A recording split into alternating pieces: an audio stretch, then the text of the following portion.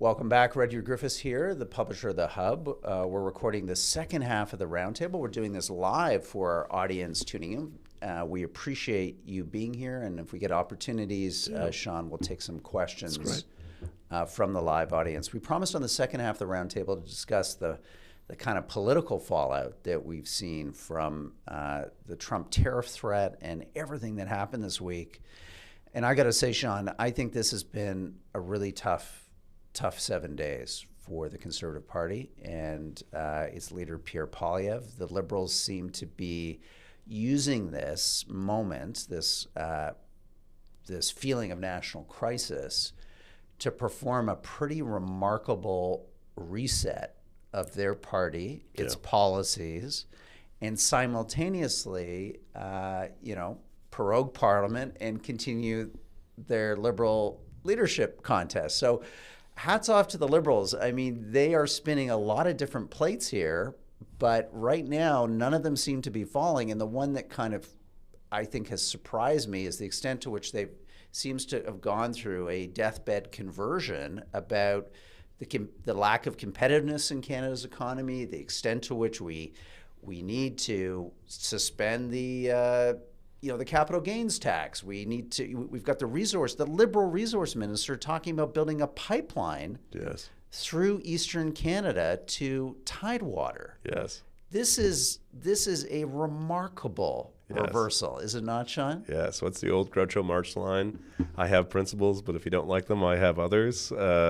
We used to joke when I was part of the Harper government that by the end, we would commit to reversing our own policies and insist that we were the best place to do it because we were the ones who had put them in place in the first place. And there's something like that happening right now. Mark Carney, if you look at the policy proposals he's put out in his Liberal leadership campaign, he's running as much against Justin Trudeau as he is running against Pierre Poilievre.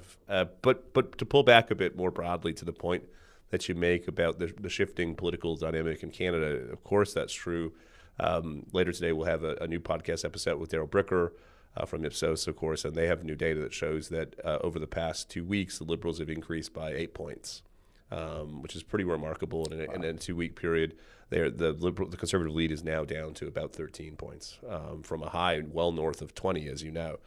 And Darrell makes a couple of points in helping to understand this shift.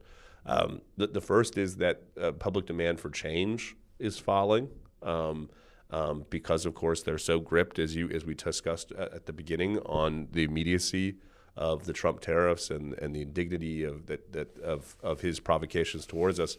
The second, though, and more important point he makes is that the case that Poilievre has been prosecuting successfully against the government is against its record, looking backwards in a way.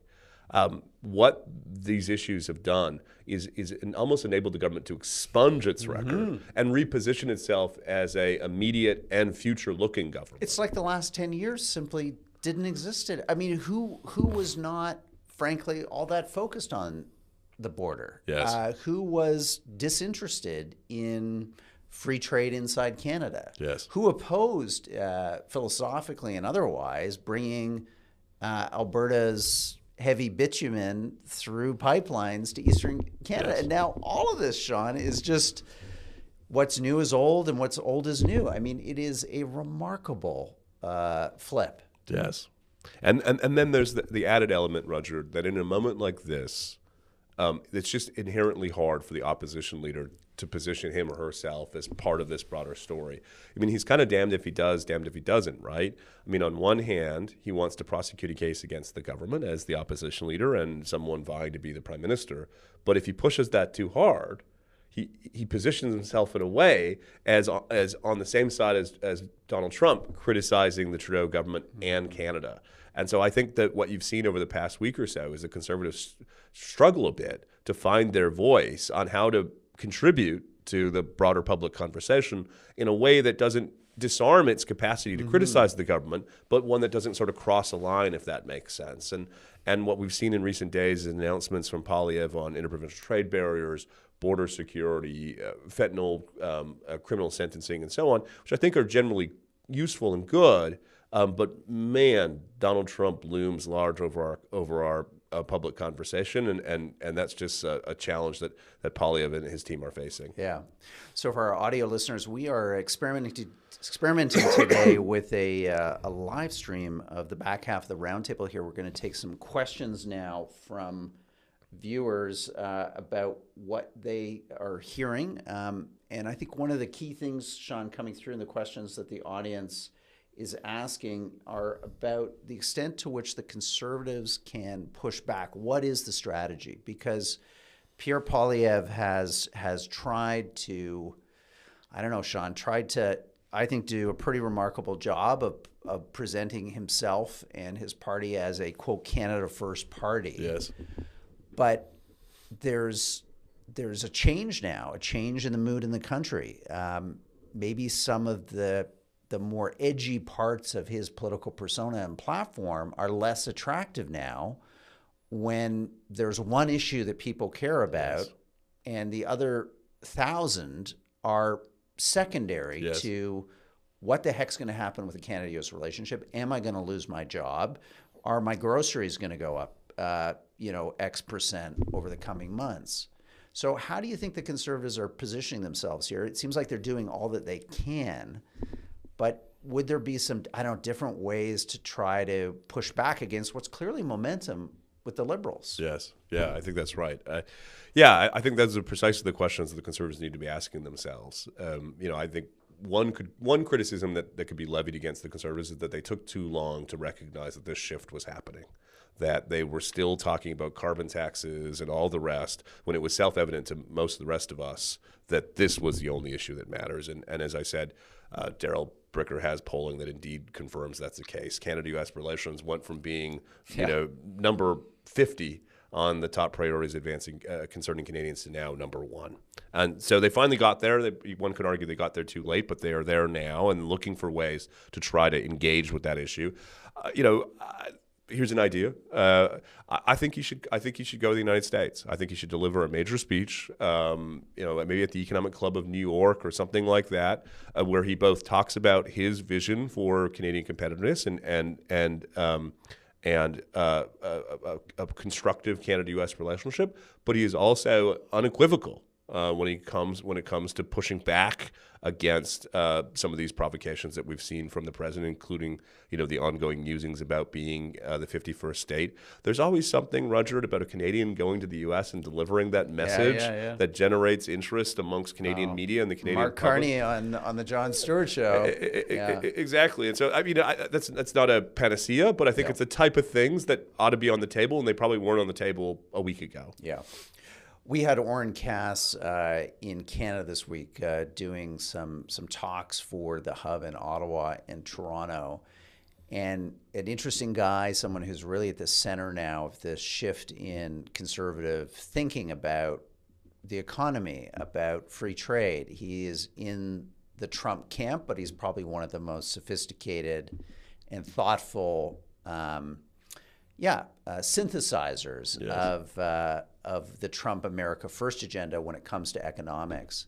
What I took away from those talks that he gave for us in Ottawa and Toronto this week is an idea that Canada needs to come out early. We have to stop being reactive to the Americans. We have to put down some policy markers that answer American concerns and priorities. And here I think the Conservatives could do something, especially related to national defense, because it's an issue that the party has credibility on going back a long time now. And I think if we heard from the Conservatives, not simply that we're going to return to our NATO spending commitment, yes, but how that money was going to be used, yes, to fortify the northern half of the North American continent in ways that Canadians would feel good because it looks like it's defending our sovereignty, which it is. And the Americans, I think, would understand, okay, here's a potential political partner who realizes this is not about fentanyl at the border. It's about Arctic security. It's about coastal security. It's about missile defense. it's about a series of bigger, broader concerns, as Oren Cass would articulate, as America kind of pivots away from being the global superpower Yes. to a longer-term strategy of managing peer competition with China, Yes. and seeing Canada as a key ally and resource in that new bifurcated, Yes. bipolar world. So look, this is all very, again, great game type of stuff, but I think it could be reduced down to a more compelling political message about national defense, Arctic security, coastal security, shipbuilding, a surge of sovereignty through hard power. Yes. As opposed to, this prime minister and the Liberal Party's rhetoric, which has always been about cool Canada and a kind of soft power vision of our values and morals and what we could or should say to the world. That era is gone. Yes. Yeah. The incompatibility of a feminist foreign policy in the Trump administration can't be overstated. Yes. And as you say, and I agree with much of what you said. In some ways, Roger, the points that Cass made about Canada bringing those types of ideas to the table, I sort of internalized and were reflected in some of the things I said in the first half of the show. But let me put a question to you, if you'll permit me. One of the things that I think we both like about Cass, notwithstanding some of the things we don't like about him and his vision for political economy, is that he has a more textured view about how we should understand positive economic and social outcomes. He thinks about things like dignity and the non-material benefits of work and so on. But one point of cognitive dissonance, it seems to me, in his analysis that he shared with us over the past couple of days, is he said the U.S. is going to start to insist on greater expectations of its partners, and it's going to chafe a bit. Mm-hmm. And he effectively said, and I'm not too worried about those allies in effect abandoning their relationships with the United States, because the alternatives are so unattractive that we have a lot of room to push. We can keep pushing and pushing, and a dispassionate analysis of the situation will have you keep coming back for more, in effect. Yeah. And it seems to me one of the potential follies with that analysis is he's ignoring some of those non-material qualities or characteristics that is so core to his broader political economy message. And in particular, the kind of notion of Canadian pride, the notion of a Canadian nationhood. It's just not part of that framework or that analysis. And what do you think the risk here is? Let's be kind of blunt about it. Do you think we're going to see growing support among policymakers or even the Canadian public about, for instance, revisiting our relationship with China in a world in which the U.S. is seen as either not reliable or worse, kind of a bully? Mm-hmm. Look, as you and I have talked offline about this, I think that Canadians will be very cautious about a permanent kind of decoupling and what that could invoke in the Americans in return. I mean, if you think 25% tariffs are bad, if we start buying Chinese EVs and, bringing Chinese tech into our phone systems across Canada, you can bet that we are waving a big red flag in front of this Trump administration. So I think for now, it's that feeling that we're caught in the horns of a dilemma, that there really isn't a way to diversify out. We've always talked about that. It never has really happened. We're stuck with the Americans, and hence the need to renegotiate, and as I've argued, try to get on the front foot and put some ideas out there that answer their concerns well beyond the border. Like, let's start pre-negotiating NAFTA now, as opposed to thinking that, I don't know, again, as much as these other things are important, I just argued the first half how important they are, the internal things that we can change in terms of trade or energy flows or an economic competitiveness agenda. We're also going to have to flag for the Americans the stuff that they care about, and then then it'll come down. You're right, Sean. We'll hit the rubber and the road, which is, are our politicians able to bridge the gap between Canadian public opinion, which is very riled up and angry right now at the Americans and increasingly anti-American, and what these American asks will be. Yes. And that's where I think the concern is. Anti-Americanism is one of the oldest features of the Canadian identity. Yes. And as we've seen the last 7 days, when it's stirred up, you have unleashed something here which will constrain policymakers at the very moment when they probably need to be pushing the envelope in terms of what's acceptable, of what types of issues can be debated with the Americans proactively. Well, that's why I like some of the proposals that you've set out, Roger, because they strike me as being responsive to American concerns on one hand, but on the other hand, they can be positioned, I think, is in the interest of Canada more broadly. And let me put another idea along those lines on the table. One thing we've talked a bit about here is whether we ought to make to the case of the United States that in meeting our 2% NATO target, we're not just going to commit to more troops or more planes or something like that. That's probably not our major contribution to continental defense. Maybe we're going to make public investments in mineral processing facilities in the country and commit to being a reliable and alternative supplier of critical minerals to continental industry and security. I mean, that's the type of radical and out-of-the-box thinking that I think we need to be really focused on in these next 30 days, because I come back to the point I made earlier. I think this is all culminating with a renegotiation one way or the other of the USMCA. And if what's passed is prologue, there's not a lot of evidence the Trudeau government has been doing that proactive thinking.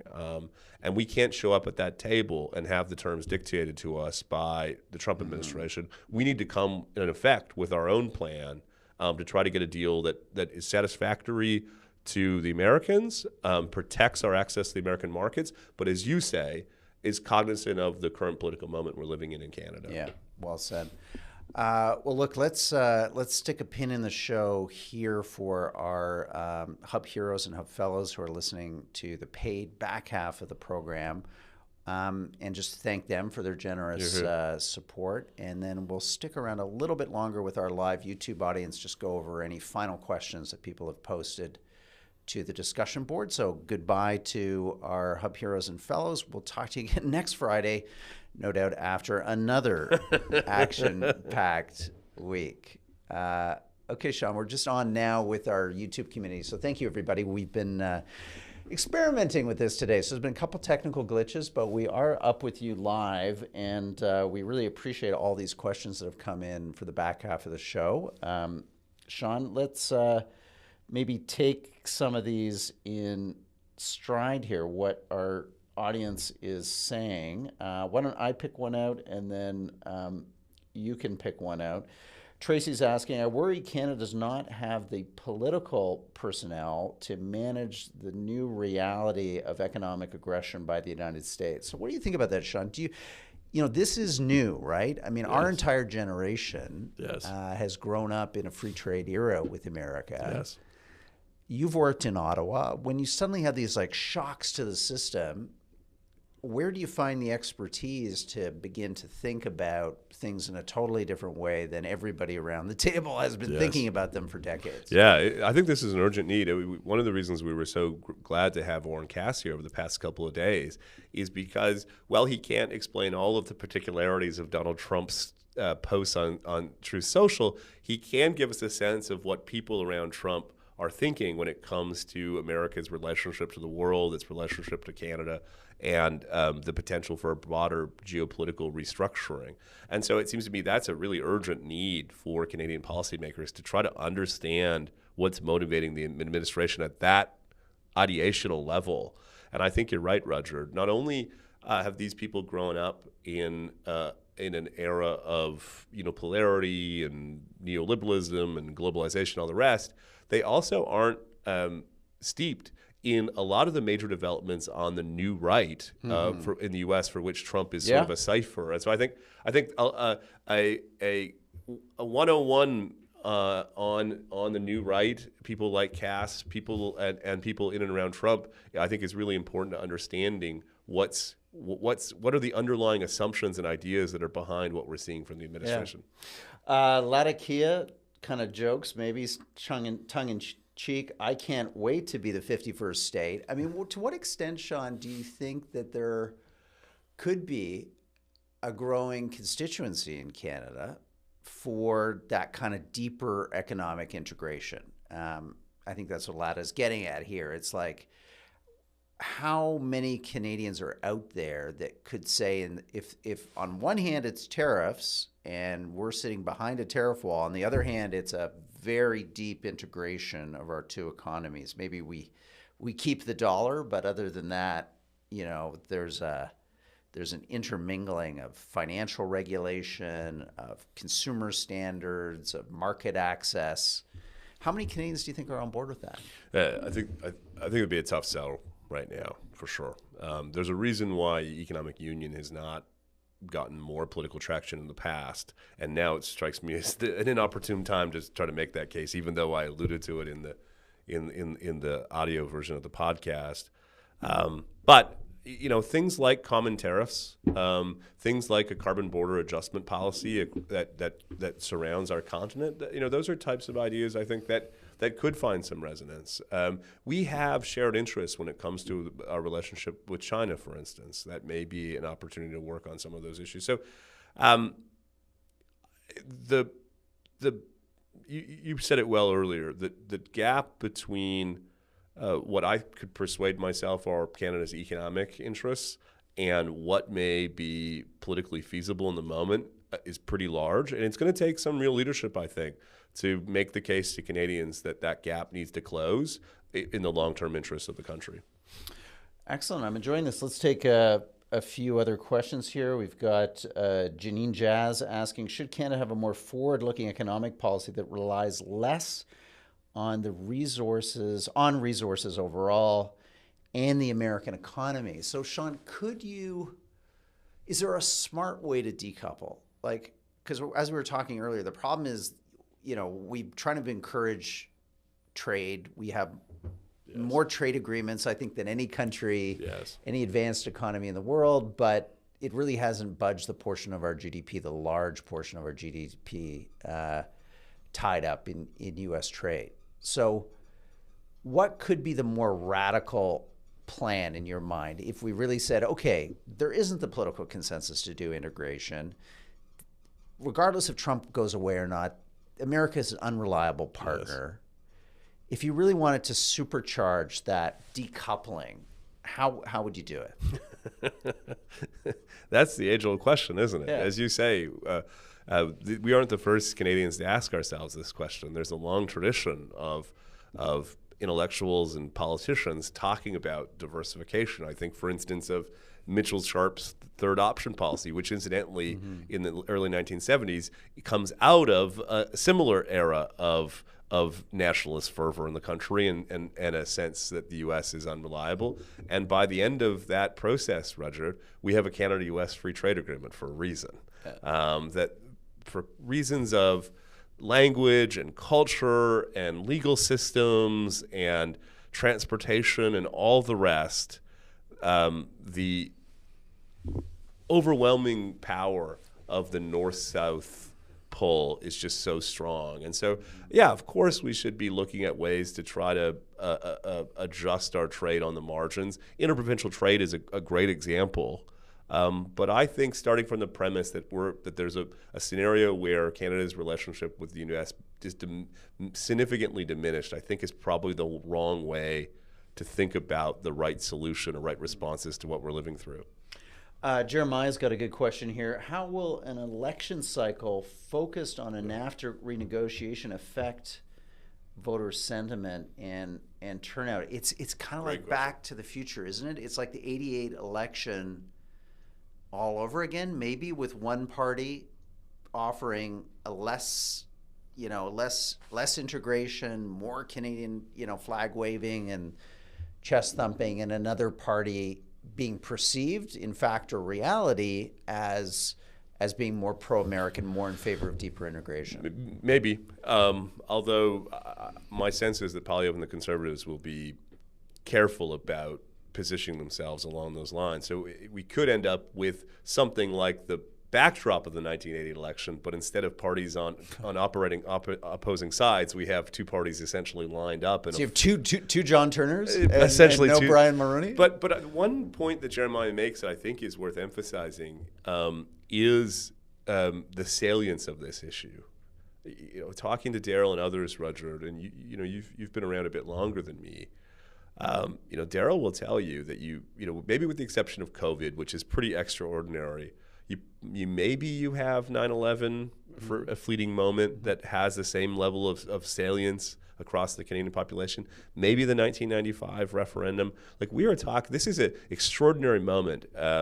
And so I think one of the consequences that turnout will be much higher than normal if indeed it's an election in which the USMCA is sort of at the backdrop of the discussion. It means we're going to have I think there's a potential for a much more engaged and a much more galvanized Canadian public than we've seen in a lot of election cycles. Okay, we'll take a couple more questions here. Canada's reliant on America, and we are not Europe, where countries are close together, proximate together. It's time for Canada to, quote, kiss the ring. In effect, a kind of realist view here, Sean, that this die was cast. You know, we've made decisions over decades now. We created the Auto Pact with them, right? We took our two economies, at least in the northern half of the United States and Ontario, and we mushed them together. To what extent, if we really wanted to be honest with ourselves, to what extent do we have agency here? To what extent are we the taker and not the, you know, the bid is going to come and, you know, it's yay or nay, and it's probably has to be yay. Yeah, if I was channeling Oren Cass, who we had here for the past couple of days, he would say that Canada has been the beneficiary of a benign form of hegemony under the United States, that it has been happy in a way to organize itself in a kind of asymmetric way vis-a-vis a lot of its allies. It's spent more on defense than the rest of us. It's had a disproportionate role in collective security. It has even accepted the terms of economic arrangements that if it was prepared to use its full power, probably could have gotten better terms, all in the name of a kind of broader goal of a cooperative and peaceful global order. And what Oren would say is, as that order itself starts to decline in a world in which the U.S. is now no longer a unipolar nation, it's going to start to act more like a conventional or traditional power. And in that context, there is a risk here that it is going to continue to push us more and more, not just take for granted that it should live with asymmetrical arrangements between us and others. And I get the sense, if Oren's theory of the case is right, Trump may be the most obnoxious, the most offensive purveyor of that kind of conception of American power, but it's probably not going away. His successors will do it maybe more delicately, maybe with a smile, but one does get a sense that America is sort of reconceptualizing its relationships, not just with Canada, but allies all over the world. Yeah. Well, Sean, let's wrap our discussion up with our live audience. So thank you so much for tuning in for this experiment. We hope you enjoyed it. Leave us your thoughts and comments in the chat, which will keep going for a little bit longer. And Sean, great to do this with you, and take the hub into the world in new ways. YouTube Live, it's a first for us. Yeah, well, let me just say we chose to name the hub with real intentionality. We saw a world where we were in a two-way conversation, like a hub and spoke, connecting ourselves with our readers and our listeners and our viewers, and indeed people who are attending our events. It's taken a while to bring kind of full realization of that vision, in part because of COVID and so it's really rewarding to see how we are increasingly creating that kind of hub relationship with all of the tremendous people who are engaging with our content. And so there's something kind of rewarding about what on the face of it seems like a small thing, but actually does, I think, head in the direction, I think, of our Original real vision of the Yeah. organization and what its purpose is. Okay. Well, listeners, that's going to wrap up this Hub live stream. Thank you again for tuning in. Thank you also just for putting up with some technical difficulties. This is a first for us. We're going to get this down in the days to come. And if you enjoyed this roundtable, keep an eye out for future Hub live events. We'll speak with you then. In the meantime, take care and bye-bye.